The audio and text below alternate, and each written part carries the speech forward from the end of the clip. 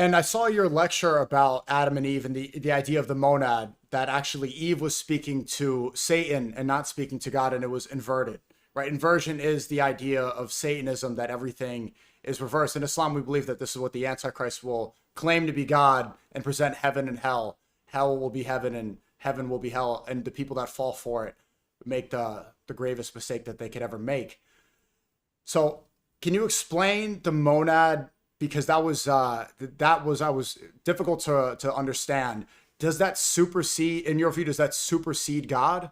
And because you were talking about how monotheistic religions and what the Jesuit order, the books that are removed in the Bible, this is trying to protect the fact that there's the Nephilim and that humans were mating with angels, and that there were demigods upon earth, which people say are manifested, and they could find these zombies in the desert. It gets strange. I'm not trying to scare people, but the idea, what you were insinuating was that monotheism is actually it's a control mechanism to get people to worship Satan instead of God, because the world that we exist in is created by a person who created God.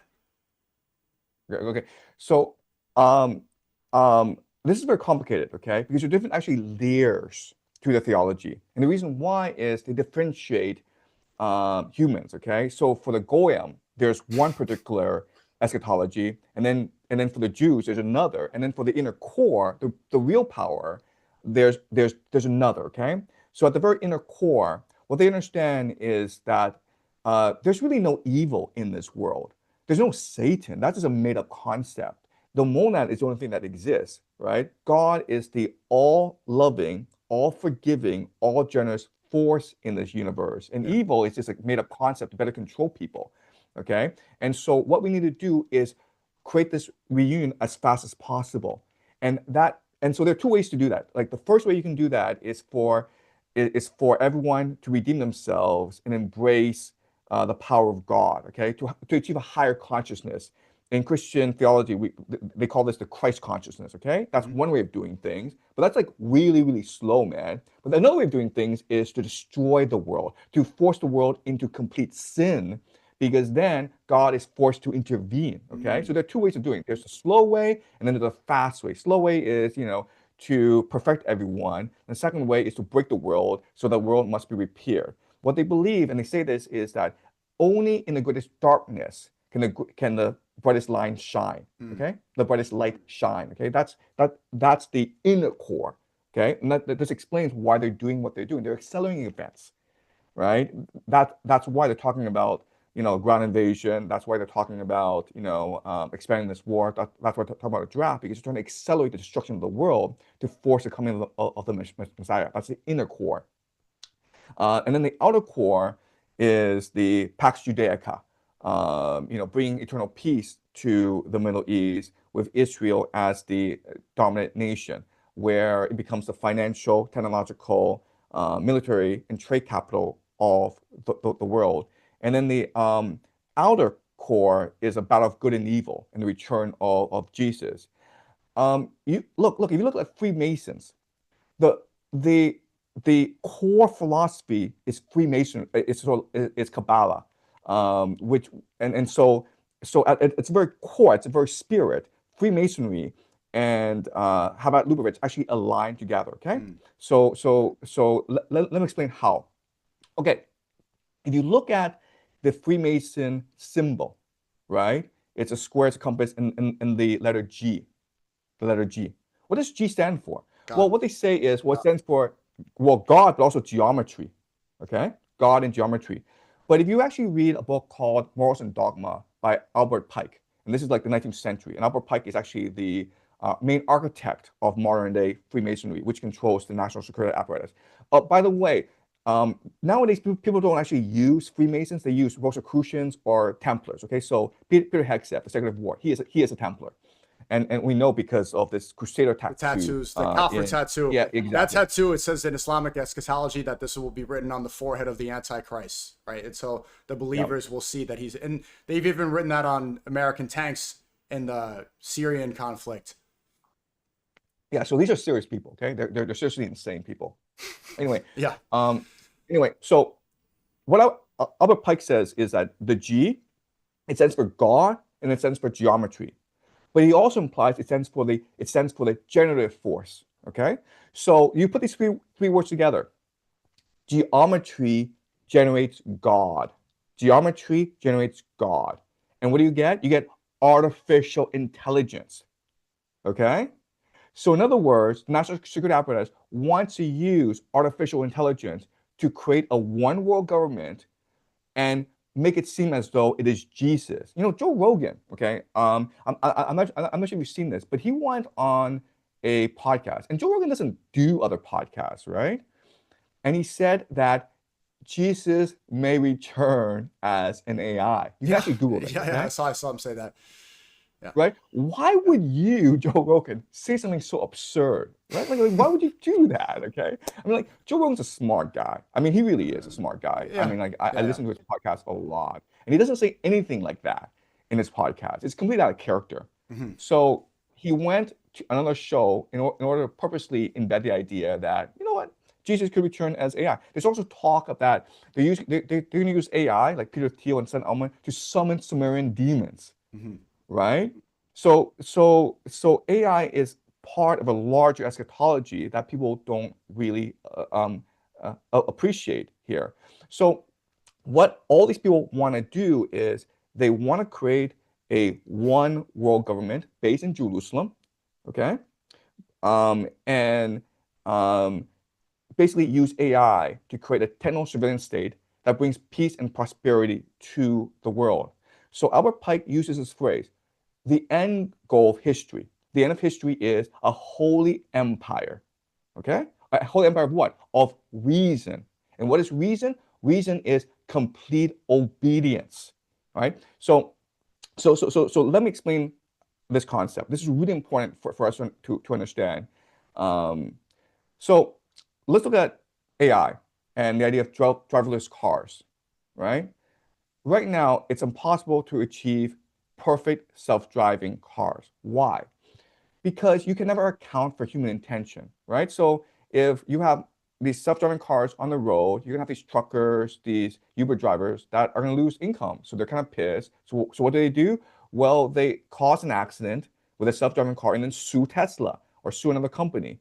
And you cannot ever, with your programming, ever account for human intention, okay? So human intention is a huge problem. So how do you solve this issue? You solve this issue by making every single car in the world driverless, right? You take away the human autonomy to drive a car, and then you have a perfect world where there are no more road accidents, where everyone's driving within the speed limit, and where it doesn't matter if you're drunk, right? Think about what a perfect world that'd be. No more accidents, no more deaths, and like everyone will have access to transportation. What a perfect world. And that's what they want to do with Pax Judaica. They want to take away human autonomy because human autonomy destroys the holy empire of reason. Okay? Imagine us as just a perfect stone, completely obedient. And then with this stone, we can build a temple of God for God to live in. We can reunite with God and create heaven on earth. That is the end goal, guys. Yeah, they want us to be completely reliant upon the state so that we have no control. So AI is part of this. But even what we're seeing now, the introduction of AI girlfriends, like now you won't need to get into a relationship. You know, OnlyFans and AI porn has fed the need for your sexual desires. Every aspect of the need for dopamine, for human connection, it's being supplemented by things like ChatGPT is a great example. There's so many women in New York City that speak to AI to validate their problems because they're not going to find a better answer from a therapist or from their friends. So complete reliance upon the state. And you can see Sam Altman owns ChatGPT. This is a gay Jew. This is part of that greater project. But so what is the real truth, Professor Jiang? So your belief about the what is there one true creator? What is the truth about monotheism and who is God? Okay, so let me start with the allegory of the cave. Okay, we talked about this. Okay, but the idea is that in the allegory of the cave, everyone is sitting, and they're all chained down to the ground, and they can't move. They can't even, and their necks are shackled. They can't even move backwards. They're all staring at an empty wall, okay? And then behind them is a fire. And then, these elite, the people in charge, they have freedom. So they take, these puppets, and then the fire reflects these shadows onto the wall. And then these are just random shadows. But because we're humans and we like to tell stories, we create our own reality based on these shadows, okay? And that's a beautiful metaphor and allegory for how the world works, where we are not a body, okay? We are not, the body is absolutely nothing. What we are is consciousness. And the consciousness is absolutely divine and connected to the monad, okay? So the monad is the totality of all consciousness. And so we're always connected to the monad. And our power is to project reality. It is consciousness that is true wealth, okay?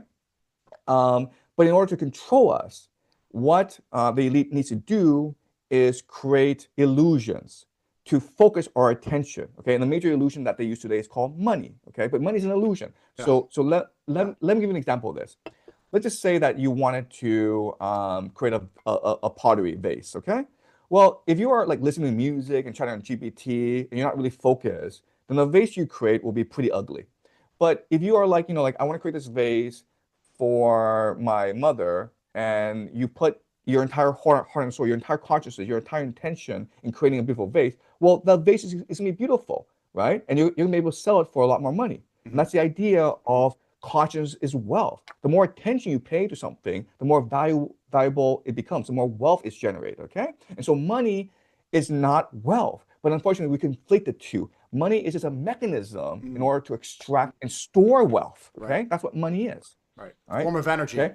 But you don't need money. You can also use AI because as you said, an AI girlfriend and ChatGPT, it focuses your attention as well, right? It motivates you. It makes you to do certain things. Okay. So that's the truth of the world, where what matters is consciousness, because consciousness is the divine force, and by being able to channel and focus human consciousness, you can create God, because consciousness is God. Okay. Is this a Buddhist? So where does this come from? If you look at every single tradition, okay, then they all say the same thing. So the main philosophy is called Hermetic. Okay, so it comes from the Egyptians, and there are 7 Hermetic laws that tell you how the universe is structured, okay? The first law is mind before matter, meaning like the material world doesn't matter. What matters is consciousness, okay? Then you have the law of polarity, meaning that everything is opposite of each other. Like just think of like thesis, antithesis, okay? Mm-hmm. Then you have the law of vibration, meaning that things just move, okay? Consciousness is always moving, and that's what creates information. You have the law of rhythm, meaning that there's a certain pattern to this movement that you can astrologically interpret. Okay, that's why astrology is so important, because astrology gives you insight into the rhythm of the universe.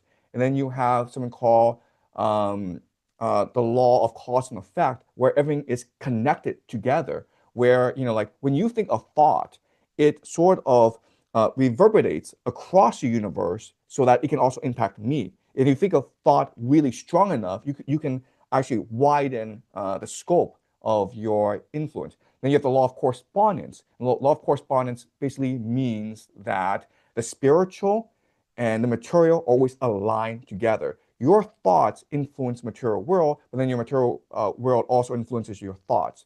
Then you have something called the law of generation, which is to say that the world, the universe is moving towards more creativity, more generation, okay? So, and you do that through thesis, antithesis, and synthesis, which is also a Kabbalah principle, right? Because the idea of the will to bestow, the will to receive, and then the union of these two forces, okay? And that's how the universe works, through constantly generating new things through thesis and antithesis, okay? And that's the Hermetic philosophy that underpins Kabbalah. What created the universe? the universe is eternal. It was not created. It just is. This is hard to understand, but God is both the eternal and the infinite. Okay, the eternal just means that it always is, it always was. Okay, and the infinite means that it's always creating. So God is the sum of all things, but God is constantly moving towards the sum of all things, if that makes any sense. Okay. So how would you define the monad? The monad. I'm still unclear about this definition. Okay. All right. All right. So, okay, the monad is the very core of reality. Okay. It is the very beginning of reality. It is pure love, and pure generosity, pure forgiveness. Okay. It's only good. And then it emanates. Okay. It breathes, it vibrates. And this vibration becomes lower, and it creates other forces as well. And then once this vibration slows down, it creates the material world. Okay. So the entire universe is infinite dimensional. Okay. Does that make sense? Well, how is there a beginning if it's eternal and infinite? Right. So, okay, time and space are not principles of the universe. Immanuel Kant talks about this, about how the universe itself is eternal and infinite. It's beyond time and space. We cannot imagine it. Okay. But for us to live our lives, we need to transform the universal truth into a concrete thing that we can navigate. Okay. And we do that through filtering, through what the Kabbalists call ego. And what is ego? It's time and space, believing that we are distinct entities in the universe, when in reality we're all unified. Mm-hmm. Okay. Mm-hmm. All right. So that's why it's hard to understand. Where for the purpose of living, we have to believe in time and space. But time and space are actually fictions. They are just figments of our imagination in order for us to understand the world that we live in. Time and space, okay? So time is purely sequence. You believe that things come before and then they come after. But in reality, things exist together. Both the past, present, and future exist at the same time. Then you have space, which is just pure sensation. It's just the five senses, okay? Mm-hmm. All right? So I know this is confusing, okay? But what you can do is look at something called near-death experiences. Yep. Near-death experiences. And this is when people they die and they go to heaven. And they all say the same thing, where if you go up in heaven, okay, if you actually go up there, there's no time and space. Mm. It's like you could be there for 1 second, and then you could feel as though 10,000 years have passed. Mm-hmm.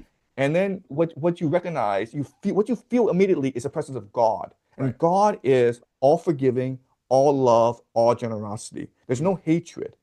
Okay? The idea of evil, the idea of Satan is a concept that we've created ourselves and projected onto the universe. They're not part of the universe. But God is greater than us. God is everything. Right. And I've heard you talk about NDEs, and this is true. You could ask anybody who's been through an NDE. Well, what I didn't hear you discuss is the people that, like, I've heard gangsters speak about this, and they said that when they had an NDE, they've been shot and they were pronounced dead and came back. These people they saw, so a lot of people that go to heaven and have NDEs, they talk about it the most because they want to share their knowledge. They see a light at the end of the tunnel. It's always described as this light. Or even people that have been through psychedelic trips like DMT, they say that they lived like 1,000 lives and time was even though it's like a 15-minute trip, they've had families and they never are the same afterwards. And maybe that's entering into a different realm. But I've seen gangsters talk about NDEs, and they descended into red door. They were going downstairs, and it was almost like that's the description of hell. Do you believe in hell? I don't believe in hell. I think that we are living in hell. I think this earth is meant to be hell. I mean, like, yeah. So I mean, again, the NDDs are pretty consistent. They don't ever mention the concept of hell. They don't know what hell is like. If you read Dante's Divine Comedy, it starts off with hell, and what hell is in the Dante conception is that Hell is a world in which you are no longer able to recognize your own humanity, in which you refuse to forgive yourself, a world in which you refuse to recognize that you're capable of redemption. That's what hell is something that we create in ourselves. It's not created in the universe. So is Epstein going to heaven? Okay. That's a really hard question to answer, okay? Because again, there is no hell. According